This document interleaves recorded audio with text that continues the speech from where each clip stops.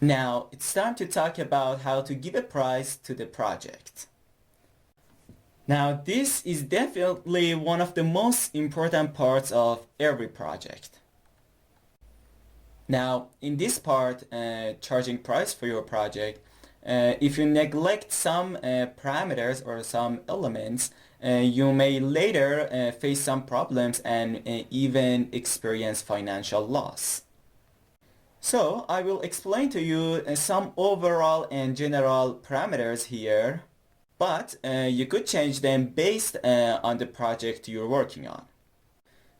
You may say that, I don't know, I'll get X money to complete this project based on its situation and time schedule, but it's not very the best course of action to take.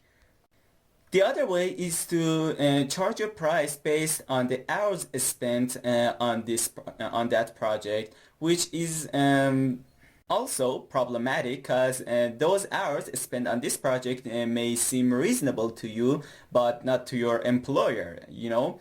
So you'll definitely face disagreements with your employer later on. So you'd better analyze and check this to yourself first. And other times it could be based on square meter. You charge your price based on a square meter. Now this project is based on square meter, but we're being careful that as we're setting this price based on square meter, it would be equal to our spent hour. I mean, you calculate the time based on your WBS, specify how many people are going to be involved in this project and how much it'll cost you. So first see how much it'll cost you and then define a profit for yourself as well. And then divide the total amount into the project's area to gain the square meters price. This is the easiest way to charge a price on your project. And to be honest, it's way more understandable for both parties rather than charging a price based on hours spent or just on a whim. Alright, now here I have created a table for you, as you can see, for different projects that we're going to work on, but I have specifically cut out some parts that are more suitable to what we're going to talk about. But its extent could go way beyond, as you well know.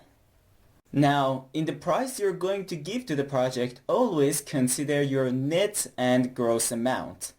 Your contract may be with a company and include tax or insurance, so you'd better know the gross amount of your price. Or not, if it is personal, you could just consider the net amount of the price.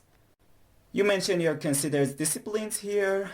For example, my goal here is only structures, so I'll just define structure here. 37,000, it's meterage or area. Now for this project with a time span of 60 days and with a 400 LOD. LOD is very important and we'll talk about that later, but it's super important, just note. So with a 400 LOD, based on Iran's currency, it starts from 14 and goes up to 25. I repeat, based on the company or the size and the scale of the project, it may be different, but it is usually between 14 to 25. I remind you again that it is only for modeling. I repeat, only for modeling the structure. As for the schedule, analyzing the clashes or documentation, they will all be charged separately. We're just talking about modeling here. So this is the price. Now, if you multiply these two numbers with each other, you'll come up with this amount.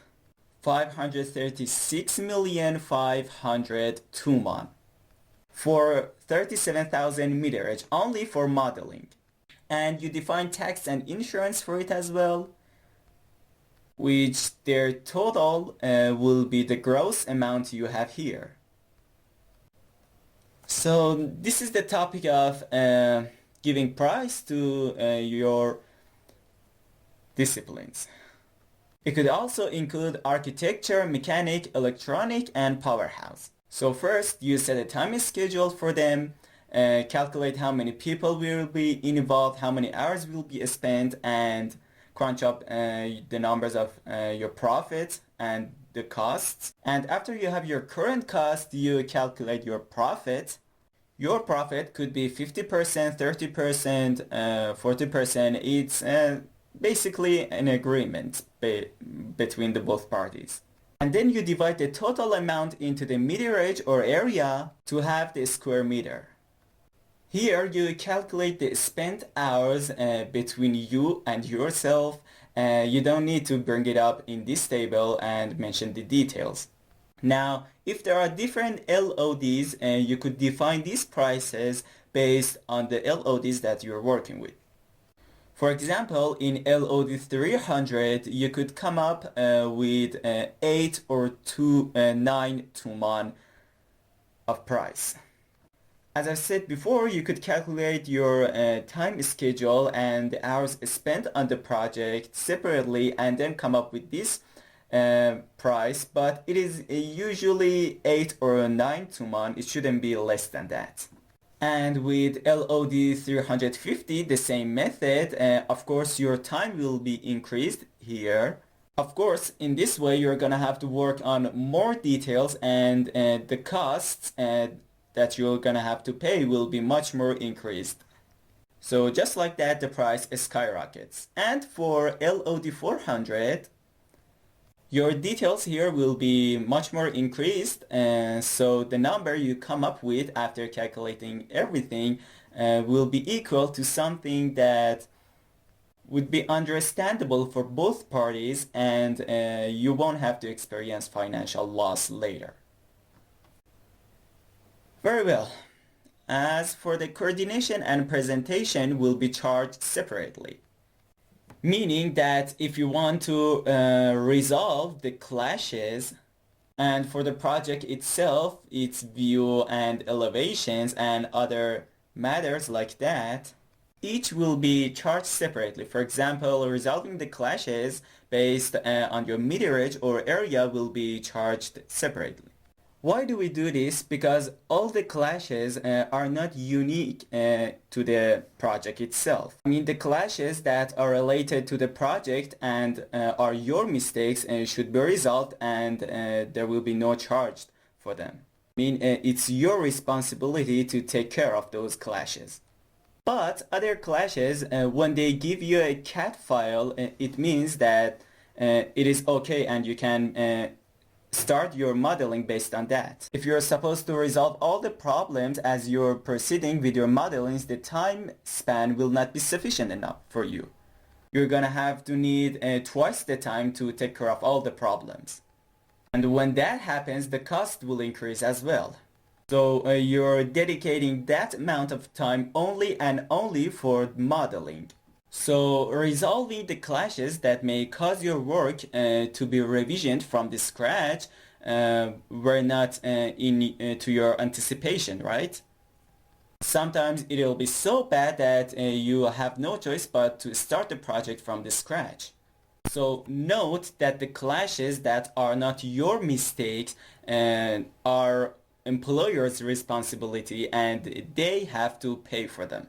Now, sometimes your employer may give you the drawing and tell you to highlight the clashes and check them, but don't resolve them. I have someone else, for example, who can take care of it. So you do so, highlight the clashes, and your employer give it to someone else and he resolve them.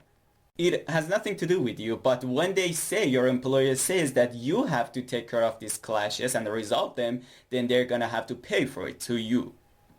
So here I defined the meterage, 37,000. This is for 4 disciplines. You may be working with 1 discipline, so just define a schedule time for it 1 month or more, and just define a price for it as well. At the end of the day, you're gonna have to review and check all the clashes in your project, but resolving them and taking care of them will be the employer's responsibility, and they have to pay to you for that. As for resolving the clashes, let me remind you again that those clashes that are in line with Z and are operable, you're gonna have to take care of them yourself.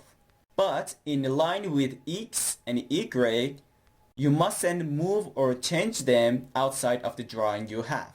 You must continue according to the drawing, and if moving in line of Z resolves the clashes and will have no disruption with other disciplines, so do it.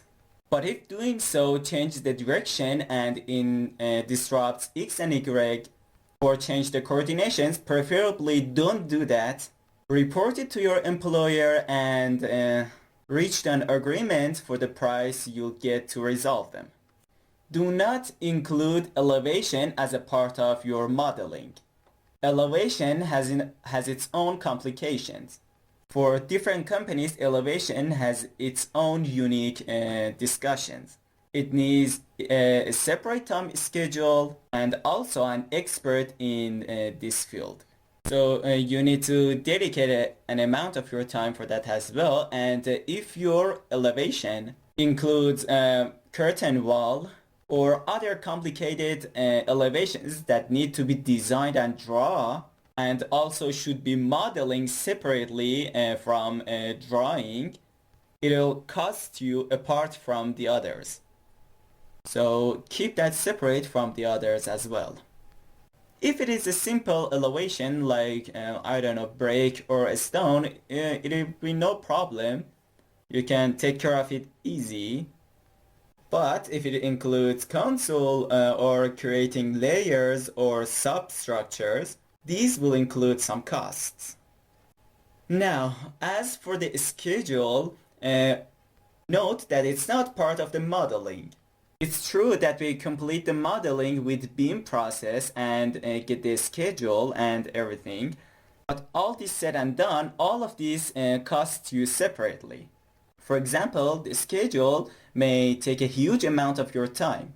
It may take a week of your time and based on the project's complication and the number of disciplines, it may even take months to complete it because you're gonna have to sort it out, put it in order and name it. Check if the schedule you extracted from the elements are correct or not. Some parameters may not be shared in the schedule. So keep all of that in mind, and because each of these will take amount of your time, they will eventually cost you some price. Therefore, you mention the schedule's price apart from the others. And if we're going to consider for the part here as well, again, we base our assumption that your employer gives you the MSP file. If so, you take the Revit into Navis and link the MSP's tasks to it. For this as well, also dedicate some time and calculate the price. Do not put them alongside the modeling in every LOD, whether it's 300 or 400, because you cannot define them based on the time and the cost you're paying. So if you do this separately, you can control it easily. So remember to always keep these parts apart or separate from the modeling, because in the work procedure you'll be clear with yourself and with your employer, and also your employer knows in which step with what price and when he will have the outcome of your work.